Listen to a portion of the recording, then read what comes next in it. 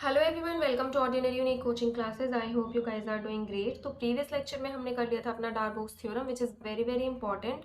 मैंने आपको step wise बताया था जिससे आपको इजीली याद हो जाए। अगर आप थ्योरेटिकल करते हो तो उसमें काफ़ी सारे स्टेप्स आपके मिस हो सकते हैं, आप बीच में ही उसको भूल सकते हो। बट अगर आप स्टेप वाइज करते हो कि step number 1 is this, step number 2 is this, तो उसमें आपको प्रॉपर याद रहता है कि कौन सी आपको कंडीशन यूज़ करनी है, कौन सी अलग से आपको कंडीशन उसमें अप्लाई करनी है। तो इसलिए मैंने स्टेप वाइज बताया था। और आज का हम करेंगे रोल्स थ्योरम। ये भी बहुत ज़्यादा इंपॉर्टेंट है। अगर आप अपनी बुक में देखोगे तो ये एमडीयू में 5, 6, 14, 15 इतने टाइम्स आया हुआ है। केयू में भी आया हुआ है 2 ईयर्स बैक टू बैक। इस चैप्टर में हम जितने भी थ्योरम्स करेंगे वो काफ़ी ज़्यादा इंपॉर्टेंट है। उनमें से आप ये लगा लो कि एक थ्योरम तो पक्का आएगा ही आएगा विद प्रूफ। ठीक है, तो जितने भी हैं, जैसे अभी हम स्टार्ट करने जा रहे हैं मीन वैल्यू थ्योरम्स। तो इसमें आप कौन कौन सा पढ़ोगे? एक रोल्स थ्योरम पढ़ोगे जो आज हम करने वाले हैं, Lagrange theorem, Cauchy's mean value theorem, और इन सभी के ज्योमेट्रिकल रिप्रेजेंटेशंस की एक्चुअल में ये रिप्रेजेंट क्या करते हैं, ठीक है, इनका मीनिंग क्या है, तो ये सब चीज़ें हम पढ़ेंगे। तो इनमें से आपका कोई भी थ्योरम आ सकता है एग्जाम में। मतलब जितने भी मैंने आपको नेम बताए सभी बहुत ज़्यादा इंपॉर्टेंट है। तो आपको अच्छे से करने हैं, स्टेप वाइज ही कराऊंगी मैं सभी थ्योरम्स ताकि याद करने में आपको आसानी हो। तो स्टार्ट करते हैं रोल्स थ्योरम। सबसे पहले आपको हर एक थ्योरम की डेफिनेशन सेपरेटली याद करनी है, मिक्सअप नहीं करनी। ठीक है, कि इस थ्योरम रोल्स थ्योरम की डेफिनेशन है तो आप यही याद रखोगे। आपको कंफ्यूज नहीं होना कि प्रीवियस में हमने किया था डार्बोक्स थ्योरम, उसके डेफिनेशन के साथ आपने मिक्सअप कर दिया। ठीक है, तो फर्स्ट स्टेप आपका यही है कि आप जो डेफिनेशन है उनको बहुत ज़्यादा अच्छे से याद कर लो कि आप कंफ्यूज ही ना हो। ठीक है, तो स्टार्ट करते हैं। सबसे पहले फंक्शन लेना होता है हमें। हमने ले लिया एफ, ये हमारा फंक्शन है जो कि क्लोज इंटरवल ए बी पर डिफाइन है। क्लोज इंटरवल का मतलब ए और बी भी इसमें इंक्लूड होंगे और इसके बीच के पॉइंट्स तो होंगे ही होंगे। ठीक है, ओपन आ जाता है, जैसे ये ओपन है इसका मतलब है कि ए और बी को छोड़ के इसके बीच के जो पॉइंट्स है वो इंक्लूड है। ठीक है, तो ये चीज़ आपको ध्यान रखनी है। First point, F is continuous on close interval A B. जो भी आपने फंक्शन लिया है ये इस क्लोज इंटरवल ए बी पर कॉन्टिन्यूस होगा। ओपन इंटरवल ए बी पर डिफरेंशिएबल होगा, डेरिवेबल होगा। थर्ड है F of A is equals to F of B. जब आप ये दोनों पॉइंट्स पुट करते हो फंक्शन में, ठीक है, इन दोनों पॉइंट्स पर फंक्शन की वैल्यू निकालते हो तो वो दोनों वैल्यूज आपकी इक्वल आएंगी। Then there exist at least one real number C. अगर ये कंडीशंस आपके एप्लीकेबल हैं तो एक सी रियल नंबर ऐसा एग्जिस्ट करेगा जो कि ए और बी के बीच में लाई करेगा। और उस पॉइंट पे अगर हम फंक्शन की वैल्यू निकाल के उसका डेरिवेटिव करते हैं तो वो आएगी जीरो के इक्वल। ये आपको यहाँ पे प्रूव करनी है, ये कंडीशन। इसमें आप एक चीज ध्यान रखना, प्रीवियस जो लेक्चर था उसमें मैंने ये देयर एग्जिस्ट का ये सिंबल होता है आपका इन्वर्टेड ई, उसमें मैंने ये वाला सिंबल यूज किया हुआ है। ये फॉर ऑल का सिंबल होता है। ठीक है, वैसे मैंने कमेंट सेक्शन में वहाँ पे डाल दिया है। आई होप आप सभी कमेंट सेक्शन तो चेक करते ही होंगे, बट फिर भी मैंने यहाँ पे बता दिया कि अगर किसी भी बच्चे ने मिस किया है तो उसको पता लग जाए। This is the symbol for their exist. ठीक है, तो ये आपको आ गया थ्योरम की स्टेटमेंट समझ में। अब हम स्टार्ट करते हैं इसका प्रूफ। तो सबसे पहले जो हमें गिवन है स्टेटमेंट में वहीं से ही हम स्टार्ट करेंगे। तो हमारा ये जो फंक्शन है ये कॉन्टिन्यूस है क्लोज इंटरवल ए बी पर। ठीक है, तो हम लिखेंगे हमारे यहाँ पे कि since the function F is continuous on close interval A B. ठीक है, इस पे हमारा जो फंक्शन है वो कॉन्टिन्यूस है। तो जैसे कि मैंने प्रीवियस थ्योरम में भी ये चीज़ जो मैं बताने वाली हूँ ये प्रीवियस थ्योरम में भी यूज़ हुई है कि अगर कोई भी फंक्शन आपका कॉन्टिन्यूस है किसी इंटरवल पर तो वो क्या होगा, बाउंडेड होगा। ठीक है, ये मैंने आपको बताया भी था डार्बोक्स थ्योरम करने से पहले। दो चीज़ें मैंने आपको बताई थी, एक साइन ऑफ द डेरिवेटिव और दूसरा मैंने बताया था आपको बाउंडनेस से रिलेटेड। तो उसमें ये चीज़ आई थी कि अगर कोई भी फंक्शन कॉन्टिन्यूस है तो वो बाउंडेड होगा ही होगा, है ना। तो हम यहाँ पे लिखेंगे कि since function f is continuous on closed interval ab, तो therefore f is bounded on closed interval ab। तो f क्या होगा, बाउंडेड होगा क्लोज इंटरवल ab पर। बाउंडेड का मतलब क्या है कि अगर आपका कोई भी फंक्शन है तो उस फंक्शन के दोनों बाउंड्स एग्जिस्ट करेंगे। लोअर बाउंड भी एग्जिस्ट करेगा, अपर बाउंड भी एग्जिस्ट करेगा। कहते क्या हम, जो लोअर वाला होता है उसको हम कहते हैं ग्रेटेस्ट लोअर बाउंड, जीएलबी, है ना, इन्फीमम। जो ज्यादा वाला होता है उसे हम क्या कहते हैं, लीस्ट अपर बाउंड सुप्रीमम। तो ये दोनों ही नेम आपको याद रखने हैं, 1 1 मार्क में आ जाता है। अब f बाउंडेड है क्लोज इंटरवल ए बी पर तो क्या होगा कि आपके जो बाउंड्स है वो एग्जिस्ट करेंगे इस फंक्शन के लिए। बाउंड्स जैसा कि मैंने अभी बताया दो बाउंड्स होते हैं। ठीक है, तो वो जो बाउंड्स होंगे उन्हें हम ले लेते हैं capital M and small M. अब ये तो बाउंड्स की वैल्यू हो गई कि कैपिटल एम और स्मॉल एम। ये बाउंड्स भी फंक्शन के किसी ना किसी, अब मैंने मान लो 2 पॉइंट ले लिए, उन दोनों पॉइंट्स पर मैंने फंक्शन की वैल्यू निकाली, तभी तो इनकी ये बाउंड्स की वैल्यू आएगी, डायरेक्ट तो वैल्यू नहीं आ सकती। तो मैं क्या करती हूँ, मैं यहाँ पे 2 पॉइंट्स लेती हूँ C और D, जो कि बिलोंग करेंगे क्लोज इंटरवल AB से। तो यहाँ पे हम लेट कर लेते हैं, ठीक है, हमें पता तो नहीं है C और D, कोई भी मैंने पॉइंट ले लिए, क्योंकि देखो अगर बाउंड्स की बात आती है तो बाउंड्स तो क्या होगा, फंक्शन के जितने भी पॉइंट्स हैं उन्हीं किसी में से 2 पॉइंट्स पर ही एक आपका अपर बाउंड एग्जिस्ट करेगा, एक लोअर बाउंड एग्जिस्ट करेगा, यही बात है ना। तो उन्हीं से ही रिलेटेड वही दोनों पॉइंट्स मैंने ले लिए C और D, क्योंकि हमें एग्जैक्ट नहीं पता कि किस पॉइंट पे फंक्शन की वैल्यू आपकी कैपिटल M है मीन सुप्रीमम, और किस पॉइंट पे इन्फीमम है। तो मैंने 2 पॉइंट्स ले लिए। तो अब हम लेट करते हैं कि C पॉइंट पे जब आपने फंक्शन की वैल्यू निकाली तो सुप्रीमम आया, ठीक है, एंड जब आपने D पॉइंट पे फंक्शन की वैल्यू निकाली तो आपका क्या आया, इन्फीमम आया। ये आपको लेट करके चलना है, ठीक है, मैं यहाँ पे डायरेक्ट समझा रही हूँ। जो लिखना है, किस तरीके से आपको प्रेजेंट करना है, वो बुक में आपको बहुत अच्छी तरीके से गिवन है, ठीक है। अगर कोई लाइन मिसिंग है तो मैं वो आपको यहाँ पे बता दूंगी, तो आप बस समझना, मतलब क्लैरिटी लो यहाँ पे कि किस तरीके से हम रोल्स थ्योरम को प्रूव कर सकते हैं, ठीक है। जो आपको लिखना है वो आपको बुक में अच्छे से काफी गिवन है। तो यहाँ पे हमने 2 पॉइंट्स लिए थे सी डी पॉइंट्स पे, C पॉइंट पे जब आपने फंक्शन की वैल्यू निकाली तो वो सुप्रीमम दे रहा था, और D पॉइंट पे जब फंक्शन की वैल्यू निकाली तो इन्फीमम दे रहा था। तो ये आपको करना है, यहाँ पे आप बता दोगे कि कैपिटल M आपका सुप्रीमम है फंक्शन f का, और स्मॉल m आपका क्या है, इन्फीमम ऑफ फंक्शन m। अब आप यहाँ पे खुद ही देखो, ये चीज हमने कंसीडर कर ली इतनी, ठीक है, जो भी हमें गिवन था उसी से ही हमने फर्स्ट कंडीशन हमने यूज करी कॉन्टिन्यूस वाली। तो इतना तो हमें पता ही है कि अगर कोई भी फंक्शन कॉन्टिन्यूस है तो वो फंक्शन बाउंडेड होगा ही होगा, बाउंडेड होगा तो उसके बाउंड्स एग्जिस्ट करेंगे। जस्ट अभी हमने यहाँ पे इस फर्स्ट कंडीशन का यूज किया है, ठीक है। अब आप अगर यहाँ पे देखो तो 2 केसेस बनते हैं आपके। अब आपने जो सुप्रीमम इन्फीमम लिया है, हमें तो नहीं पता ना, ये इक्वल भी हो सकते हैं और इक्वल नहीं भी हो सकते। तो यहाँ पे आपके 2 केस बनते हैं। केस 1 कि आपका जो सुप्रीमम है और जो इन्फीमम है ये दोनों इक्वल होंगे, ये बनता है आपका केस 1। तो हम यहाँ पे लिख देंगे कि supremum of f is equals to infimum of f, ये आपने लिया है केस 1।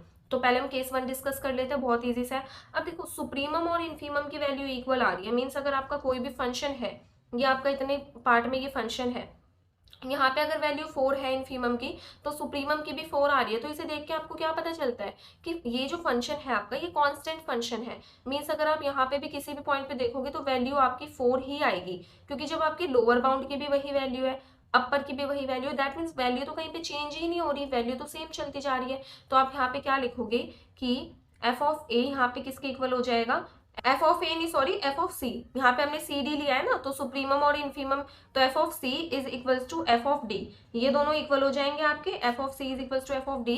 दैट मीन्स इससे आपको क्या पता चलता है कि जो आपका स्मॉल एफ है ये एक कॉन्टिन्यूस फंक्शन है, small F is a continuous function, ये आपका कॉन्टिन्यूस फंक्शन हो गया। कॉन्टिन्यूस फंक्शन कहाँ पे होगा, क्लोज इंटरवल ए बी पर। सो दैट मीन्स जब आप इस फंक्शन का किसी भी पॉइंट पर x, हमने अब कोई भी पॉइंट ले लिया, ए बी सी डी कुछ भी हो सकता है, डेरिवेटिव करोगे तो वो किसके इक्वल आएगा, किसी भी, मान लो आपका 4 है, 4 का अगर आप डेरिवेटिव करते हो तो किसके इक्वल आएगा, 0 के इक्वल, क्योंकि कोई भी आपका कांस्टेंट फंक्शन है या आपका कोई भी नंबर है उसका डेरिवेटिव किसके इक्वल आता है, 0 के इक्वल, ठीक है। यहाँ पे हम बता देंगे for all x belongs to close interval A B, close interval A B में से हम x को ले सकते हैं, जैसे कि मैंने आपको बोला ना कि ए बी सी डी कुछ भी हो सकता है x, तो हम यहाँ पे बता देंगे कि for all x belongs to close interval A B. So that means अगर मैं f का डेरिवेटिव करती हूँ एट c पॉइंट तो वो भी किसके इक्वल आएगा, 0 के इक्वल, क्योंकि ये भी c कहाँ से बिलोंग कर रहा है, इस फंक्शन से ही बिलोंग कर रहा है ना, तो इसका डेरिवेटिव भी 0 आएगा। और यहाँ पे हम ये बता देंगे where c belongs to open interval A B, कि सी आपका कहाँ से बिलोंग कर रहा है, ओपन इंटरवल ए बी से। क्लोज हमने क्यों नहीं लगाया, क्लोज में आपका ए और बी भी इंक्लूड हो जाता है, बट सी जो पॉइंट है आपका वो ए और बी से डिफरेंट है, ठीक है। तो ये जो ओपन क्लोज हम लगा रहे हैं ना, ये भी आपको देख के लगाना है कि किस कंडीशन में आप कौन सा यूज करोगे, क्लोज इंटरवल यूज करोगे, ओपन यूज करोगे। अब ये जो सी पॉइंट है ये ए और बी से डिफरेंट है, तो हमने क्या किया यहाँ पे ओपन लगा दिया, क्योंकि ए और बी तो हमें लेना ही नहीं है, ए और बी के बीच का कोई पॉइंट होगा सी, वो हमने लिया है। तो ये था आपका केस 1 और ये बहुत ही ज्यादा सिंपल था। एक बार मैं फिर से रिपीट कर देती हूँ, आपने यहाँ पे क्या लिया है, सुप्रीमम और इन्फीमम दोनों को इक्वल लेके चले हो, ठीक है, क्योंकि हमने यहाँ पे 2 लेट करे थे, सुप्रीमम और इन्फीमम। अब हमें नहीं पता सुप्रीमम इन्फीमम आपके इक्वल भी हो सकते हैं और इक्वल नहीं भी हो सकते। केस 1 हमने लिया जब आपका सुप्रीमम इन्फीमम दोनों इक्वल है, तो ये एफ ऑफ सी, जब m और m इक्वल है तो F of C is equal to F of D. तो दैट मीन्स यहाँ पे क्या पता चलता है कि f आपका एक कॉन्टिन्यूस फंक्शन है, क्योंकि वैल्यू तो चेंज ही नहीं हो रही। आपने इन्फीमम देखा उसकी भी वैल्यू 4 है, सुप्रीमम देखा उसकी भी वैल्यू 4 है, ये जस्ट एक एग्जाम्पल है, ठीक है।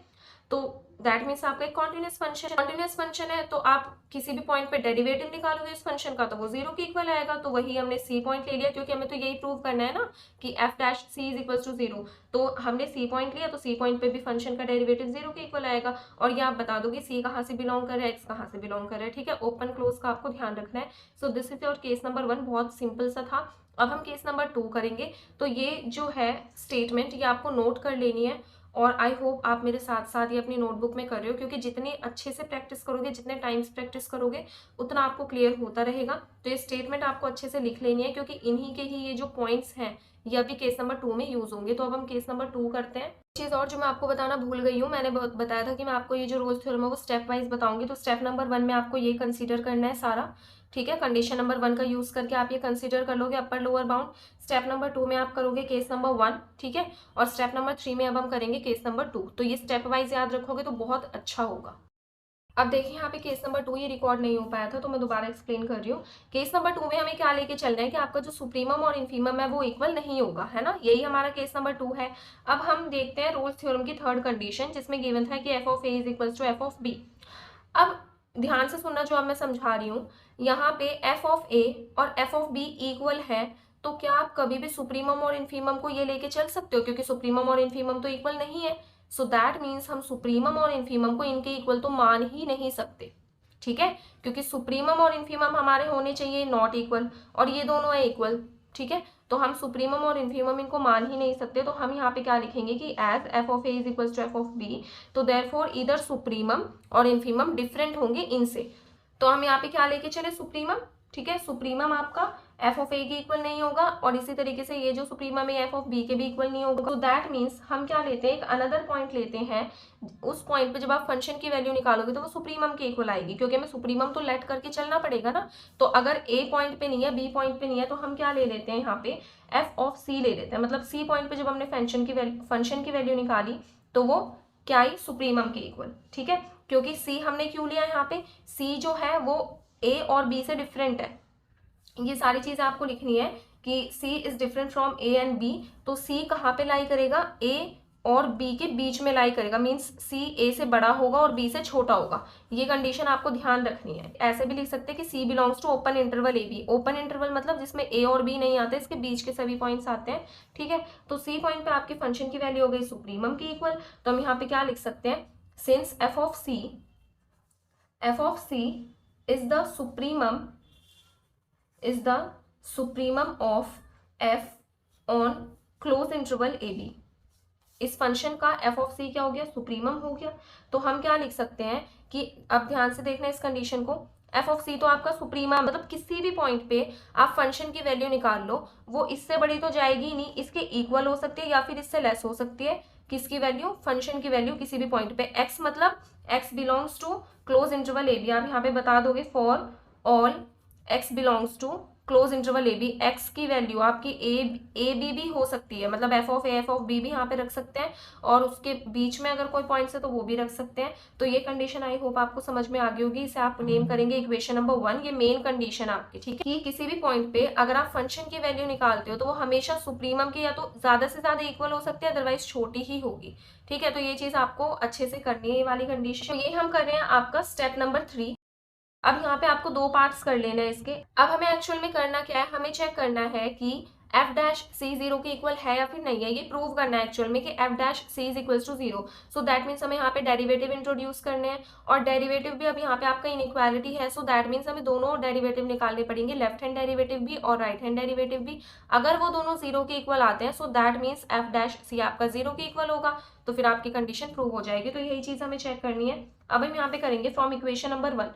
ये जो हम कंडीशन लिखने वाले हैं इक्वेशन नंबर 1 से लिखेंगे, यहाँ पे भी और यहाँ पे भी, ठीक है। फ्रॉम इक्वेशन नंबर 1 हम क्या लिख सकते हैं, देखो कोई भी पॉइंट x की जगह पे तो हम कोई भी पॉइंट ले सकते हैं। तो लेफ्ट हैंड डेरिवेटिव है, तो मुझे क्या लेना पड़ेगा, एक जैसे मैं आपको समझा ही देती हूँ। यहाँ पे देखो ये आपका कोई भी फंक्शन है, ठीक है, ये आपने पॉइंट लिया x। अब मुझे left hand derivative right hand derivative देखना है, तो उसके लिए मैं पॉइंट भी लेफ्ट और राइट वाला लेके चलूंगी। मान लीजिए ये आपका डिस्टेंस हो गया, ये 2 पॉइंट है, यहाँ पे आपका डिस्टेंस है h, ये भी आपका डिस्टेंस है h। लेफ्ट हैंड डेरिवेटिव के लिए मैं ये पॉइंट लूंगी, तो मैं क्या करूंगी इसमें से x नहीं सॉरी c पॉइंट ले लो इसको, है ना। तो मैं क्या करूंगी कि सी पॉइंट में से मैं एच माइनस कर दूंगी, है ना, सी का जितना भी डिस्टेंस है उसमें से मैं एच माइनस कर दूंगी, तो ये पॉइंट आ जाएगा। और राइट हैंड डेरिवेटिव के लिए मैं क्या करूंगी कि सी का जितना भी डिस्टेंस है उसमें मैं एच प्लस कर दूंगी, तो फिर ये वाला पॉइंट आ जाएगा। आई होप आपको क्लियर हो गया होगा, ये उतना डिफिकल्ट नहीं है। तो यहाँ पे x के प्लेस पे left hand derivative, this is right hand derivative, तो मैं लेके चलती हूँ c माइनस एच, जो कि अभी मैंने आपको एक्सप्लेन किया, ये सेम रहेगा less than equal to F of c। और यहाँ पे मैं लेके चलती हूँ F of c plus H, जो कि लेस देन इक्वल टू होगा एफ ऑफ c के। आई होप आपको ये दोनों कंडीशन क्लियर हो गई होंगी। अब हमें क्या करना है, इनइक्वालिटी है, एफ ऑफ c को लेफ्ट हैंड साइड में ले आओ, तो F of c minus H minus F of c। अब F of C left hand side में ले आए तो यहाँ पे राइट हैंड साइड में जीरो बचेगा आपके पास। सेम यहाँ पे करते हैं, F of C plus H, इसको आप लेफ्ट हैंड साइड में लेके आओगे तो माइनस का एफ ऑफ सी हो जाएगा, और यहाँ पे भी क्या बचेगा आपका, less than equals to zero. ठीक है, ये हो गया। अब हमें क्या करना है, हमें यहाँ पे प्रॉपर डेरिवेटिव बनाना है। तो डेरिवेटिव का अगर आपको फॉर्मूला भी याद हो तो हम कैसे करते थे कि F of C plus H minus F of C divided by H, ऐसे करते थे। तो न्यूमरेटर तो हमारा आ चुका है, अब हम क्या करेंगे, दोनों ही साइड डिवाइडिंग बाय, ये लेफ्ट हैंड डेरिवेटिव है तो नेगेटिव से डिवाइड करेंगे, और ये जो आपका माइनस एच होगा ये लेस देन जीरो होगा, है ना, देखने में ही लग रहा है नेगेटिव है तो जीरो से तो लेस होगा ही। और यहाँ पे हम क्या करेंगे, डिवाइडिंग बाय एच, बट ये वाला जो एच है ये पॉजिटिव है, that means greater than zero है, तो हमें क्या मिलेगा यहाँ पे, वी गेट क्या मिलेगा अब हमें यहाँ पे। अब देखो एक बार मैं फिर से रिपीट कर रही हूँ, जब आपका ये क्वेश्चन एग्जाम में आता है तो आपको प्रॉपर प्रेजेंटेशन के साथ कोई भी लाइन स्किप नहीं करनी है। ठीक है, यहाँ पे जस्ट मैं आपको कंसेप्ट समझा रही हूँ, ऐसा मैंने प्रॉपर लिखा नहीं है कि आपको ये लाइन बिल्कुल ऐसे टेप के आना है ना, तो वो आपको देखना है कि आप किस तरीके से प्रेजेंट करके आओगे। जस्ट जो मैं समझा रही हूँ उन्हीं को ही आपको इंग्लिश में ऐसे लाइन्स लिख देनी है। ठीक है, तो आई होप जो मैं कहना चाह रही हूँ आपको समझ में आ गया होगा। तो अब हम करते हैं इसको डिवाइड, न्यूमरेटर आपका आई गया F of C minus H minus F of C, इसको आप डिवाइड कर दोगे माइनस एच से। अब देखो ध्यान से समझना, आप जो मैं लिखने जा रही हूँ, ये था आपका लेस देन जीरो या फिर इक्वल टू जीरो, और ये भी हो गया लेस देन जीरो, तो आपका ये जो पूरा होगा ये क्या होगा, greater than equal to zero. For example आपके पास कोई नेगेटिव नंबर है और नेगेटिव नंबर से ही आप डिवाइड करते हो, तो माइनस माइनस कैंसिल होकर जो रिजल्ट आएगा वो पॉजिटिव होगा, जो कि greater than equals to zero होगा। अब हम यहाँ पे क्या करेंगे, न्यूमरेटर सेम वही F of C plus H minus F of C divide कर देंगे एच से, तो ये आपका क्या रहेगा, ये वही रहेगा same, less than equals to zero, क्योंकि यहाँ पे आपने ये जो एच से डिवाइड किया है ये ग्रेटर देन जीरो है। इतना आपको पता ही होगा कि न्यूमरेटर में अगर आपका कम आता है, ठीक है, मीन्स माइनस का आता है, लेस वैल्यू आती है, तो फिर ये जो पूरी वैल्यू है आपकी ये क्या हो जाती है, ग्रेटर हो जाती है। और वहीं अगर न्यूमरेटर में आपका पॉजिटिव आए तो कोई इफेक्ट नहीं पड़ता, सेम वही रहता है। तो ये हो गया आपका। अब इसी से ही हम बनाएंगे लेफ्ट हैंड डेरिवेटिव और राइट हैंड डेरिवेटिव। तो अगर आपको फॉर्मूला याद हो लेफ्ट हैंड डेरिवेटिव और राइट हैंड डेरिवेटिव का, तो उसमें हम क्या लगाते थे, ये तो सब होता ही था, एक लिमिट भी होती थी। तो अब हम यहाँ पे लिमिट लगाएंगे, तो आप यहाँ पे लिख दोगे कि टेकिंग लिमिट, ठीक है, हर एक स्टेप आपको लिखना है, आप डिवाइड कर रहे हो तब आपको लिखना है, लिमिट आप ले रहे हो तब आपको लिखना है। तो आपने लिमिट ले ली, taking limit as H tends to zero, और यहाँ पे भी सेम लिखोगे आप, taking limit as H tends to zero.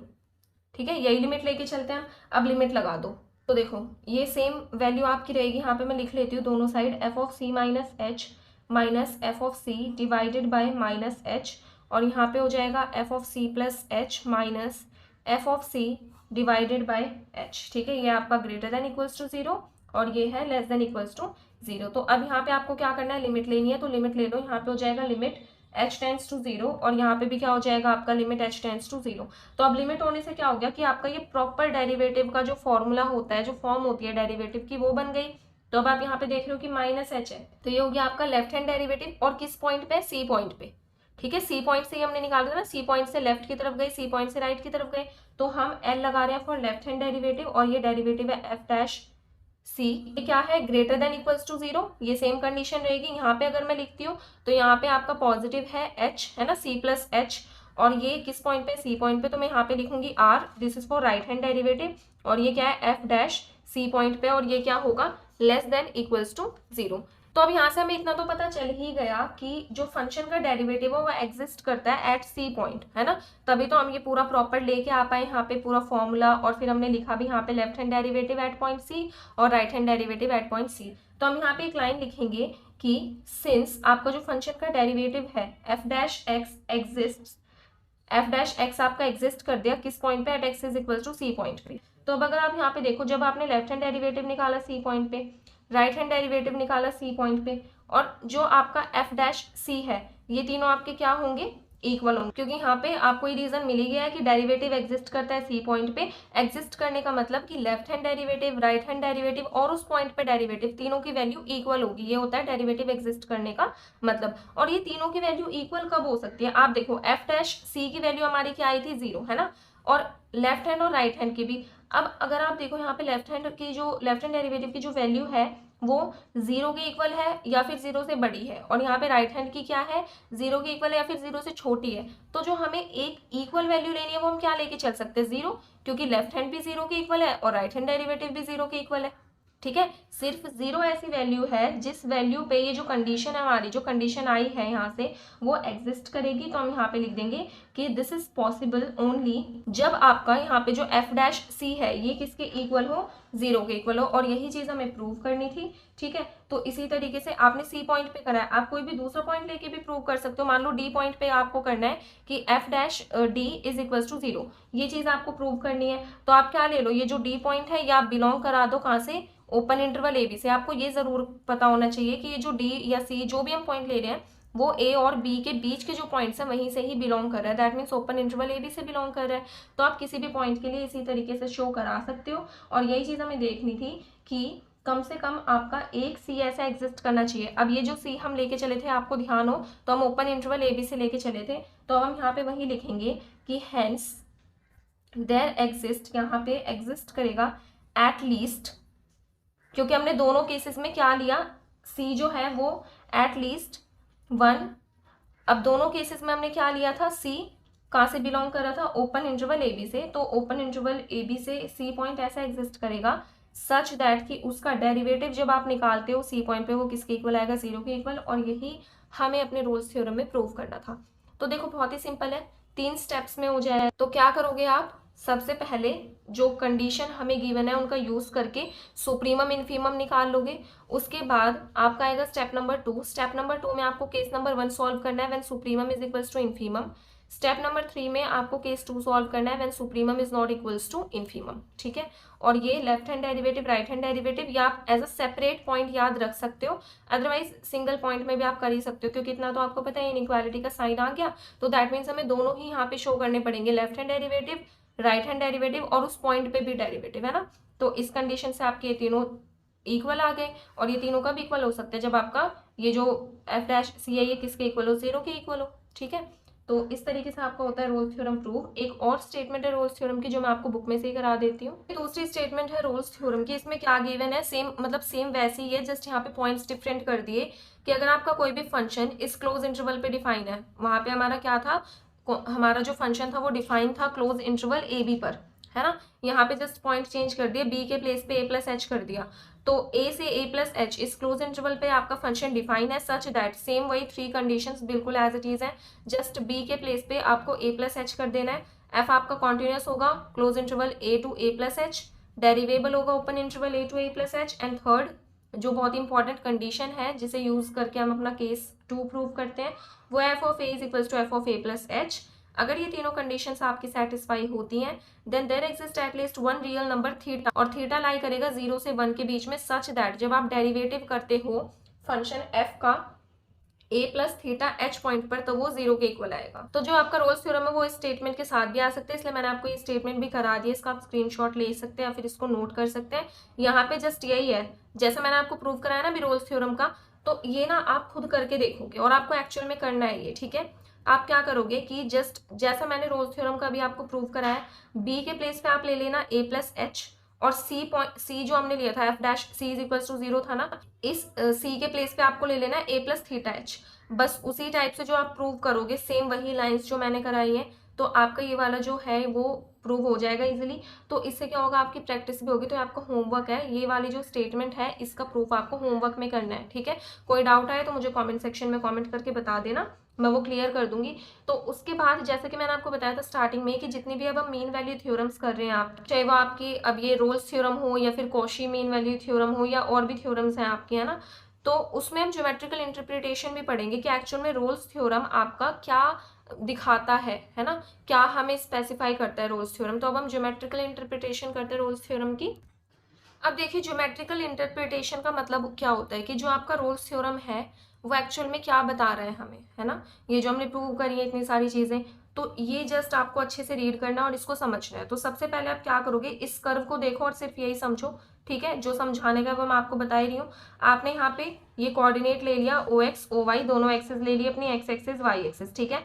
इतना आपको ध्यान रखना है कि ये जो एक्स एक्सिस है इसे हम कहते हैं एब्सिसा, और जो वाई एक्सिस है इसे हम कहते हैं ऑर्डिनेट। तो आपने यहाँ पे एक ए बी ग्राफ ले लिया जो कि हमारे फंक्शन एफ का है, और इतना आपको पता है कि फंक्शन एफ जो है वो क्लोज इंटरवल ए बी पर डिफाइन होता है, ठीक है। तो ये फंक्शन का कर्व है, ये जो कर्व देख रहे हो आप यहाँ से ए से, ये पूरा जो है ये फंक्शन का कर्व है ए टू बी। तो ए बी आपने फंक्शन का ग्राफ लिया, और वो फंक्शन जो है वो क्लोज इंटरवल ए बी पर डिफाइन है।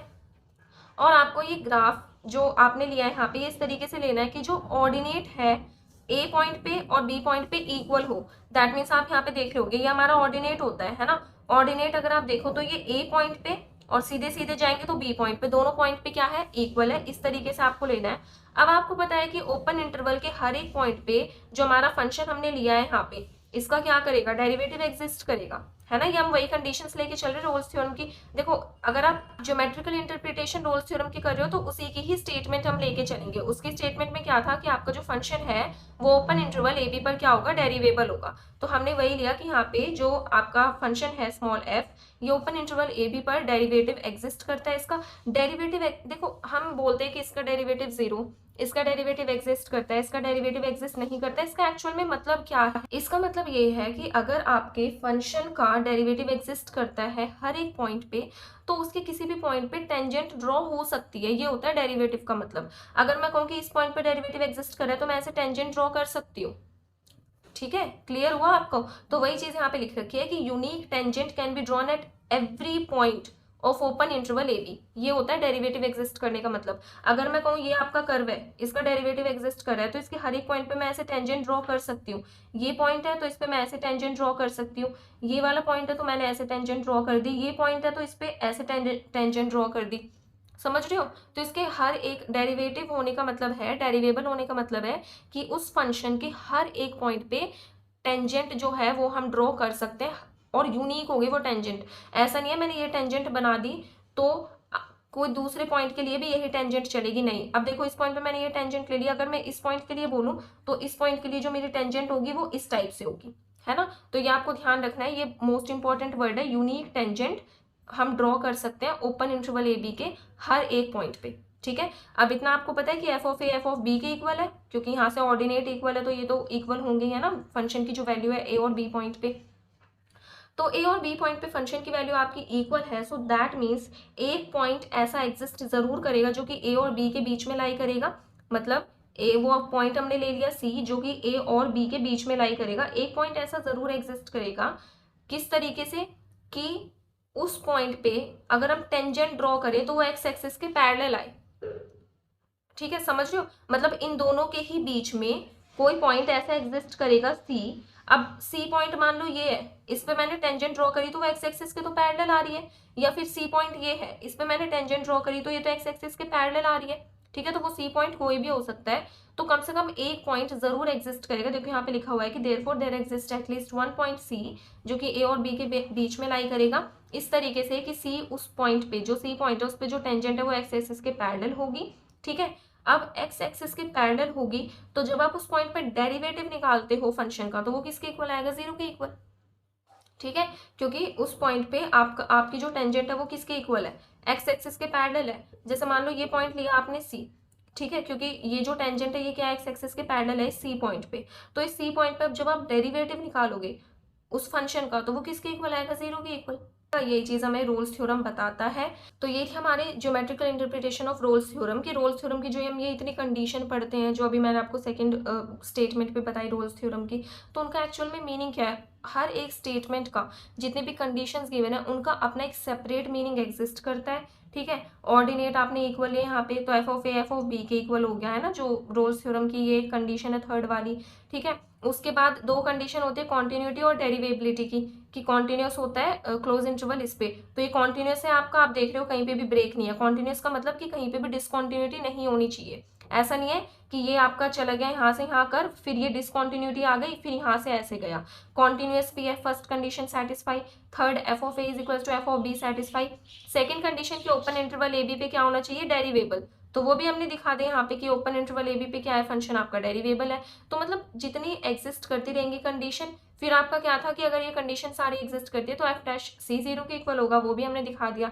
तो हम क्या कह सकते हैं कि बिटवीन ए एंड बी, ए और बी के बीच में एक पॉइंट, एट लीस्ट एक पॉइंट ऐसा जरूर एग्जिस्ट करेगा जिसकी टेंजेंट एक्स एक्सिस के पैरेलल होगी। तो ये है ज्योमेट्रिकल इंटरप्रिटेशन की ज्योमेट्री के अकॉर्डिंग रोल्स थ्योरम क्या कहता है। रोल्स थ्योरम ये कहता है कि ए और बी के बीच में एक ऐसा पॉइंट जरूर एग्जिस्ट करेगा जिस पॉइंट पे जब आप टेंजेंट ड्रॉ करोगे तो वो एक्स एक्सिस के पैरेलल होगी। सिंपल, ठीक है। तो ये थी आपकी ज्योमेट्रिकल इंटरप्रिटेशन। आई होप आपको क्लियर हो गया होगा। फिर भी अगर आपको आज के लेक्चर में, किसी भी लेक्चर में कोई भी डाउट आता है तो आप इजीली कमेंट सेक्शन में कमेंट करके पूछ सकते हो, ठीक है। कोई उसमें हेजिटेट करने की ज़रूरत नहीं है।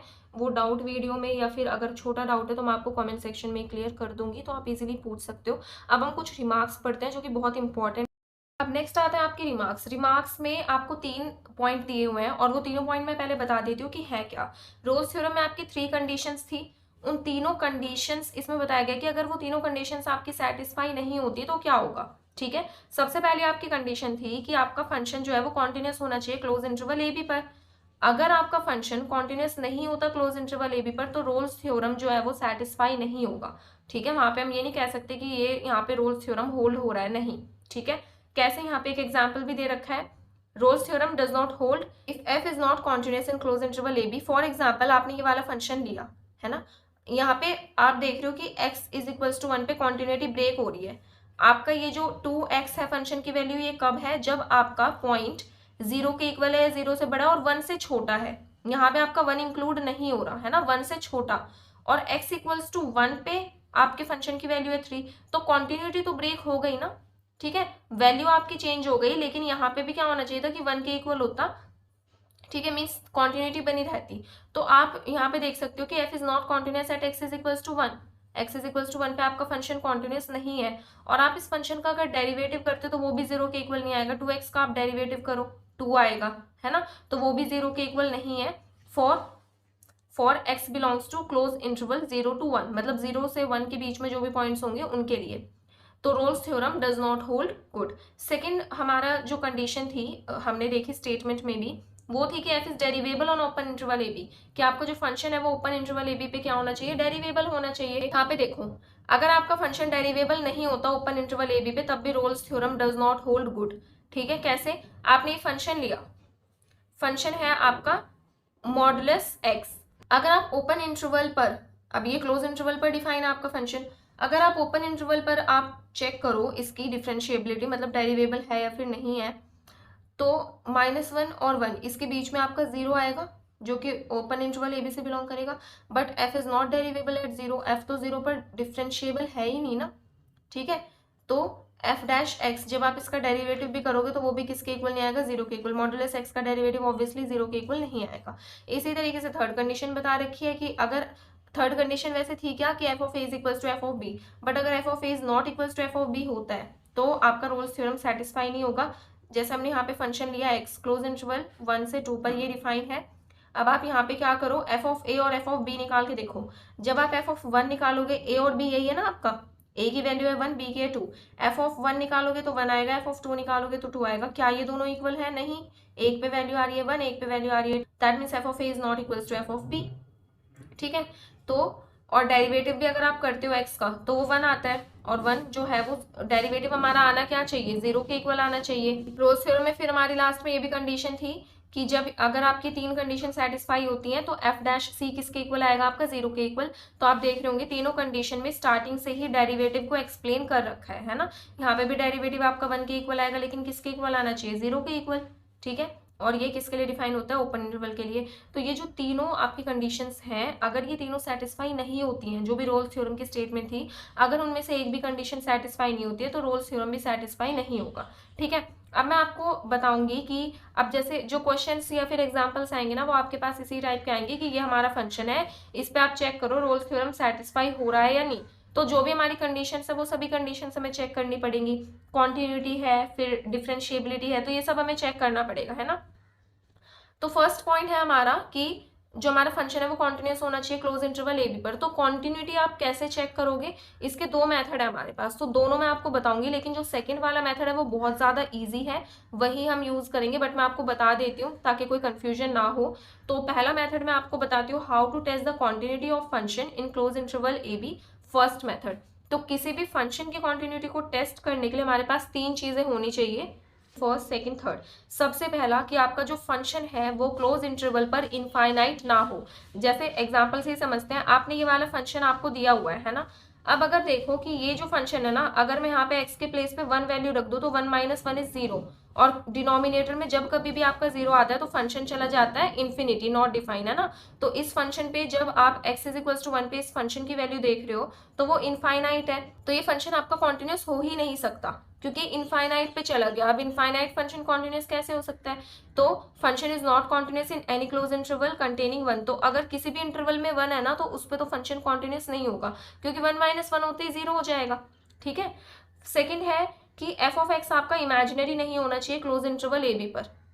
तो जैसे आपने ये फंक्शन लिया x is equal to √x-1, जब भी आप x को 1 से कम लोगे तो ये फंक्शन इमेजिनरी हो जाएगा, क्योंकि 1 - 1 0, ठीक है, अभी भी इमेजिनरी नहीं हुआ नंबर, 0 का रूट 0 आ जाएगा।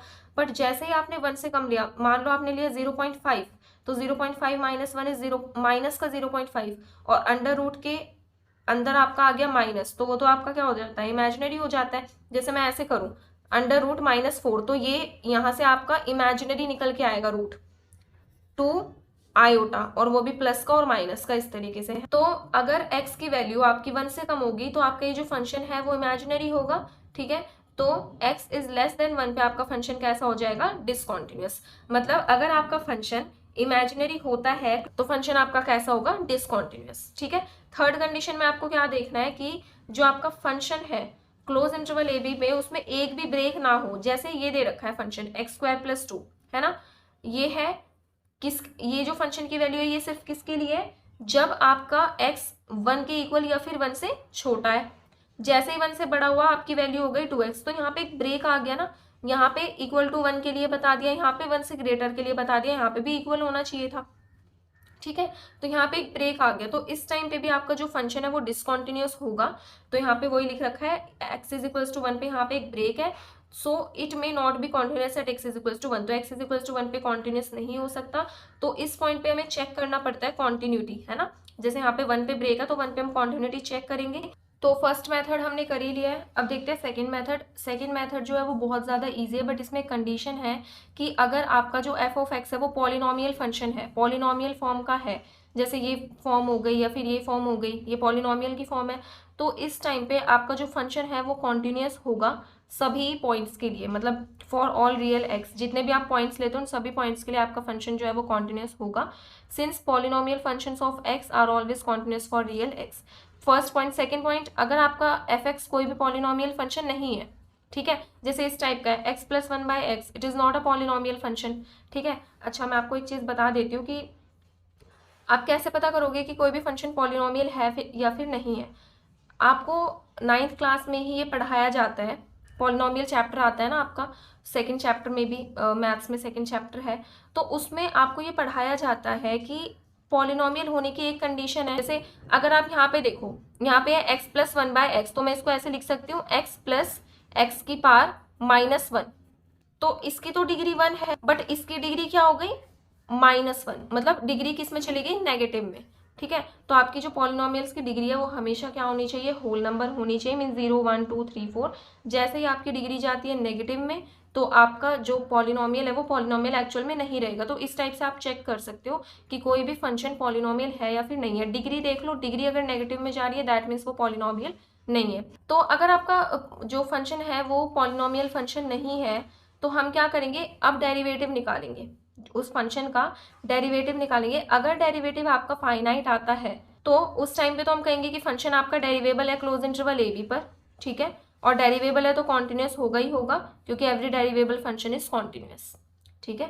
तो ये चीज़ आपको ध्यान रखनी है। सेकेंड वाला मेथड बहुत ज़्यादा ईजी है, दोबारा रिपीट कर देती हूँ कि अगर आपका फंक्शन पॉलिनोमियल फंक्शन है, ठीक है, आपका जो फंक्शन है वो पॉलिनोमियल के टाइप का है, तो पॉलिनोमियल जो है वो हर एक वैल्यू के लिए, हर एक रियल एक्स के लिए आपका जो पॉलिनोमियल है वो कॉन्टिन्यूस होता ही होता है। अगर सेकंड पॉइंट ये दे रखा है कि अगर पॉलिनोमियल फंक्शन नहीं है तो हम उसका डेरिवेटिव निकालेंगे। अगर डेरिवेटिव फाइनाइट आता है तो हम ये कह देंगे कि आपका जो फंक्शन है वो क्लोज इंटरवल ए बी पर डेरिवेबल है, ठीक है। और क्लोज इंटरवल ए बी पर डेरिवेबल का मतलब क्या है कि क्लोज इंटरवल ए बी पे क्या होगा, कॉन्टिन्यूस भी होगा, क्योंकि हर एक डेरिवेबल फंक्शन आपका कॉन्टिन्यूस होता है। तो ये तो बात हो गई कॉन्टिन्यूटी की, दोनों मेथड हमने कर ली कि कॉन्टिन्यूटी आप कैसे चेक करेंगे। अब मैं आपको बताती हूँ कि किसी भी फंक्शन की डेरिवेबिलिटी ओपन इंटरवल पे आपको कैसे चेक करनी है। 2 पॉइंट्स हैं इसके। सबसे पहला कि अगर आपका जो फंक्शन है वो पॉलिनोमियल फंक्शन है तो एफ ऑफ एक्स तो आपका ऐसे ही डेरिवेबल होगा। मतलब अगर आपने देख लिया ना कि ये फंक्शन पॉलिनोमियल है तो वो कॉन्टिन्यूस और डेरिवेबल तो होगा ही होगा, उसके लिए आपको कुछ चेक करने की जरूरत नहीं है। बट कंडीशन ये है कि आपका फंक्शन पॉलिनोमियल होना चाहिए, ठीक है, सभी रियल वैल्यूज एक्स के लिए। सेकेंड बात आती है कि अगर आपका जो फंक्शन है वो पॉलिनोमियल फंक्शन है ही नहीं तो अगेन वही जो कॉन्टिन्यूटी के लिए किया था, हम क्या करेंगे, डिफ्रेंशिएट करेंगे विद रिस्पेक्ट टू एक्स, ठीक है। अगर आपका डेरिवेटिव फाइनाइट आता है सो दैट मीन्स आपका जो फंक्शन है वो ओपन इंटरवल ए बी पर क्या है, डिफरेंशिएबल है, ठीक है। ये दोनों जो आप देख रहे हो ना इतना सा, इसी में ही आप कॉन्टिन्यूटी और डिफरेंशिएबिलिटी चेक कर सकते हो किसी भी फंक्शन की, ठीक है। अब आपके पास आते हैं नोट्स। ये नोट्स भी बहुत ज़्यादा इंपॉर्टेंट हैं, इन्हें हम पढ़ते हैं।